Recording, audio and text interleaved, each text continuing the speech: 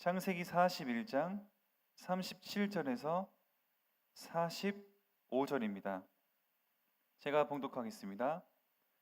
바로와 그의 모든 신하가 이 일을 좋게 여긴지라. 바로가 그의 신하들에게 이르되 이와 같이 하나님의 영에 감동된 사람을 우리가 어찌 찾을 수 있으리요 하고 요셉에게 이르되 하나님이 모든 것을 내게 보이셨으니 너와 같이 명철하고 지혜 있는 자가 없도다. 너는 내 집을 다스리라. 내 백성이 다 내 명령에 따라 복종하리니 내가 너보다 높은 것은 내 왕좌뿐이니라. 바로가 또 요셉에게 이르되 내가 너를 애굽 온 땅의 총리가 되게 하노라 하고 자기의 인장 반지를 빼어 요셉의 손에 끼우고 그에게 세마포 옷을 입히고 금사슬을 목에 걸고 자기에게 있는 버금 수레에 그를 태우매 무리가 그의 앞에서 소리 지르기를 엎드리라 하더라. 바로가 그에게 애굽 전국을 총리로 다스리게 하였더라. 바로가 요셉에게 이르되 나는 바로라. 애굽 온 땅에서 내 허락 없이는 수족을 높일 자가 없으리라 하고 그가 요셉의 이름을 사브낫 바네아라 하고 또 온의 제사장 보디베라의 딸 아스낫을 그에게 주어 아내로 삼게 하니라. 요셉이 나가 애굽 온 땅을 순찰하니라. 아멘. 오늘은 요셉이 총리로 서는 그 영광스러운 날이고 또 단순히 하나님이 요셉을 총리로 세운 것뿐만 아니라 바로 왕과 온 백성이 하나님의 영광을 보는 그 시간입니다. 우리 37절에 바로와 그의 모든 신하가 이 일을 좋게 여긴지라. 이 일이 무슨 얘기입니까? 그 앞에 요셉의 꿈풀이와 정책, 제안 아닙니까? 그러니까 모든 그 왕국 내의 왕과 신하들은 요셉의 이 꿈 해석이 타당하며 또 그의 정책까지 신뢰할 수밖에 없는 상황인데 바로가 그것을 뭐라고 정리하냐니까 요셉에게 이르되 하나님의 영에 감동된 사람을 우리가 어찌 찾을 수 있겠냐. 이미 이 앞에 있었던 작업이 뭐였습니까? 애굽의 모든 현인들, 모든 주술사를 다 데리고 왔었지만 안 되는 한계를 맞은 상태였습니다. 그러니까 그 상태에서 요셉의 이 명쾌한 꿈의 해석과 또 그 나라의 어떤 정책들을 봤을 때 이처럼 하나님의 영에 감동된 사람을 어떻게 찾겠냐라는 말이 나올 수밖에 없는 것입니다. 하나님은 그냥 하나님의 한계를 보여주신 게 아닙니다. 만약에 순서가 바뀌었었다면 바로 왕은 야 우리도 현인 많다, 우리도 주술사가 많다 하면서 어쩌면 아직 자신의 그 자존심, 그 권위를 내려놓지 못했을 수도 있습니다. 하나님의 영광을 밝히 드러내기가 어려웠을 수 있습니다. 근데 해볼 것 다 해본 겁니다. 해볼 것 다 해보고 안 되니까 하나님을 인정한 것이죠. 여기에 생각나는 게 무엇입니까? 심령이 가난한 자는 복이 있다. 예수님의 그 가르침이 연결이 됩니다. 그래서 하나님께서는 이 모든 13년 동안의 그 어려움을 하나님은 완전히 이제 뒤집는 드라마 같은 역사를 오늘 보이시는 것입니다. 그래서 39절에 요셉에게 이르되 누가 보이셨다고 합니까? 물론 그 뒤에는 계속 요셉을 높이고 하지만은 요셉에게 이르되 하나님이 이 모든 것을 너에게 보이셨다. 하나님이. 물론 요셉이 앞에 하나님이 이것을 내게 보이시고 하나님이 밝히 보이시고 하나님이 속히 하실 것이다라는 것을 계속 연달아 언급했기 때문에 그런 것도 있을 것입니다. 그러나 여기에서 이 순간만큼은 분명히 인정하는 것이 무엇이냐 하면 하나님이 요셉을 통해 보이셨다는 것이죠. 하나님의 통치가 드러나는 순간입니다. 강대국 애굽의 한계와 바로 왕의 그 모든 한계, 정책적 한계, 행정적 한계, 그리고 그 주술사들의 신들의 그 한계, 주술사들의 입장에서는 신들의 전쟁에서 패한 것입니다. 그러면 그 주술사들은 뭐가 됩니까? 이 애굽의 어떻게 하면 토속 신들을 섬기던 주술사, 거기도 나름대로 등급이 있을 것이고 다 또 그 안에 서열이 있을 텐데 외부의 이방인이, 그것도 감옥에 있던 어떤 애가 나타나가지고 30살짜리 애가 나타나서 꿈을 해석하는데 하나님이 보이셨다. 이거는 모든 주술사들 직장 잃는 소리 아닙니까? 주술사들이 더 이상 주술사의 역할을 할 수 없는 것이죠. 왜 그렇습니까? 그 뒤에 너는 40절에 내 집을 다스려라. 내 백성이 다 네 명령에 복종할 것이다. 그럼 우상 섬길 수 있겠습니까? 지금 이 상황에서 내가 너보다 높은 것은 왕자뿐이다. 그러면서 인장 반지를 빼가지고 줍니다. 그리고 술에 태우고 온 지금 애굽을 총리로 다스리게 했더라. 그러면서 44절에 나는 바로라 애굽 온 땅에서 네 허락 없이는 수족을 눌릴 자가 없다. 군사권까지도 하나님께서 주시는데 지금 보시면은 완전한 통치권을 다 가진 것입니다. 그냥 자신은 감투만 왕좌다 이렇게 얘기한 것이죠. 그러면 애굽에 있던 모든 신들, 물론 뭐 그것을 파괴했다 뭐 이런 기록은 없습니다만 주류로 요셉이 애굽을 통치하는 데 있어서 하나님의 영광이 밝게 드러날 수밖에 없었던 상황을 지금 말씀을 드리는 겁니다. 이 주술사들은 신들의 전쟁에서도 패한 것이죠. 그러면서 사람들에게 온 백성 앞에 나아가서 지금 버금술에 태워가지고 나아가는데 이건 완전히 나라의 어마어마한 지금 이슈 아닙니까? 바로 왕이 요셉을 버금술에 태우고 인장도 주고 엄청난 일이 일어났어. 사람들이 다 알지 않겠습니까? 그리고 그것이 다 공문, 조서로 내려오지 않았겠습니까? 그냥 왕궁 내에서만 얘기한 거였겠습니까? 요셉을 애굽 총리로 삼았다는 것은 국가의 어마어마한 행사고 어마어마한 지금 이 이슈였던 것이죠. 그럼 사람들은 물어봤겠죠. 저 사람은 뭐냐? 우리나라 사람이 아닌데? 아니 우리 애굽 사람이 아닌데 저 헤브론 땅에 이스라엘 사람이야. 근데 갑자기 총리가 됐대. 뭐냐? 주술사도 해결을 못하고 어느 현인도 해결을 못한 바로 왕의 그 꿈 해석을 요셉이 했고 그 하나님이 하셨대. 그로써 온 백성이 하나님의 영광을 알게 된 것입니다. 온 백성이 하나님의 영광이 드러난 것이죠. 이것이 요셉의 그 통치의 배경이 되는 것이겠습니다. 그러면서 하나님께서 바로 왕이 45절에 그 이름을 사브낫 바네아라고 짓는데 이름은 자기는 그렇게 쓰지 않고 뒤에도 어느 기록이 없습니다. 그렇게 쓰는 것이 다 자기는 요셉의 정체성, 하나님 자녀의 정체성을 잃지 않습니다. 그러면서 그 정책대로 잘 곡식을 쌓아두고 흉년을 준비하는 풍년의 세월을 보내고 이제 아들을 낳는데 므낫세와 에브라임 두 명을 먼저 낳죠. 근데 므낫세의 이름이 무슨 뜻입니까? 하나님이 내게 내 모든 고난과 내 아버지의 온 집일 형들이 나를 버리고 배신하고 팔아버린 그 일을 잊어버리게 하셨다라고 그 의미가 담긴 이름을 짓습니다. 그 말은 무엇입니까? 이 말은 요셉도 그것이 고난의 시간이었고 아버지의 일이 아버지 집의 일, 형들이 자기를 팔았던 그 일이 너무 속상했다는 얘기죠. 그런 어떤 속 마음을 담아서 이제는 내 상처를 하나님이 치유하셨다. 마침내 치유하셨다.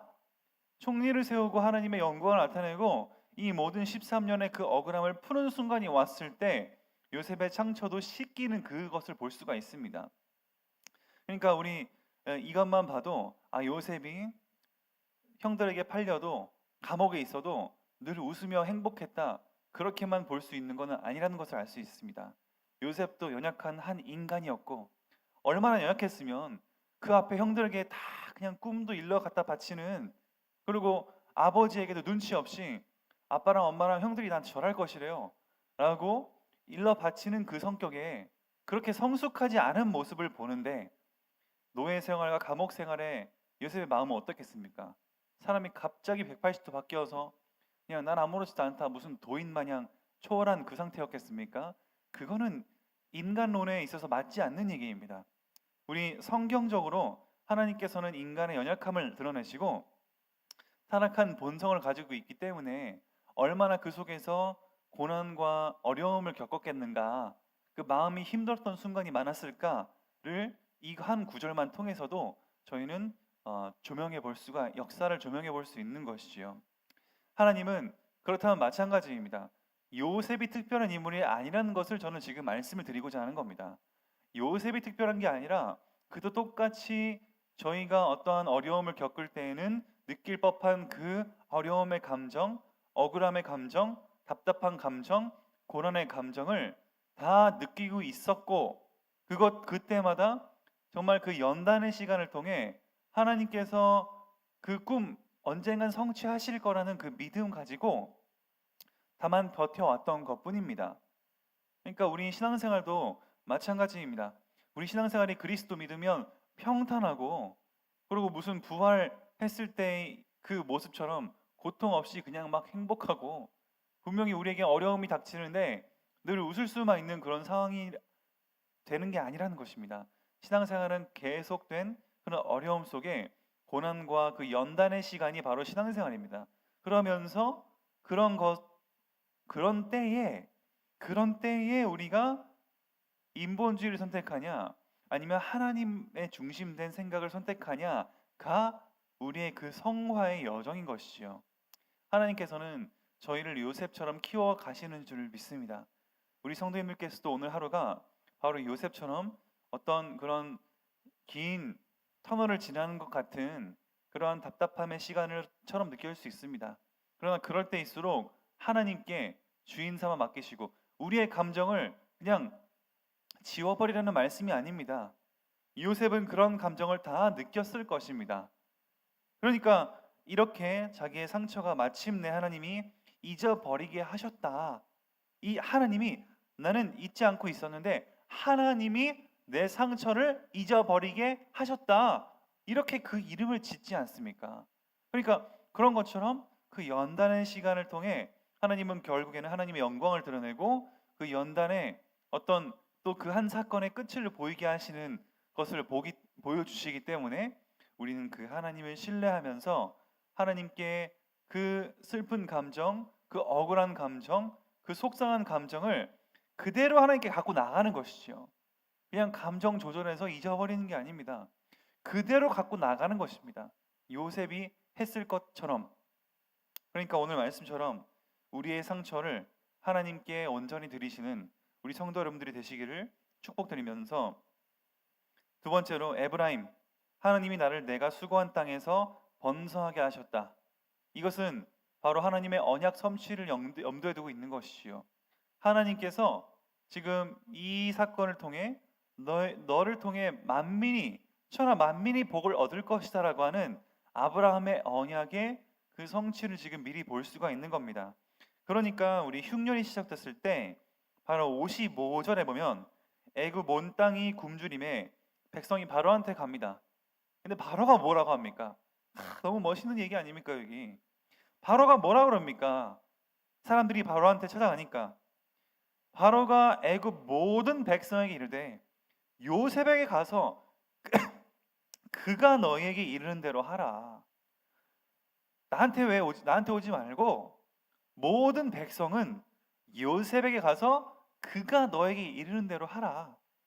완전히 지금 요셉이 지금 바로가 하나님을 믿었다 안 믿었다는 잘 모르겠지만 기록이 안 나와 있는데 이때는 요셉을 높였고, 또 요셉이 높인 상황이지만 결국 그걸 통해서 지속적으로 백성들은 뭘 느꼈겠습니까?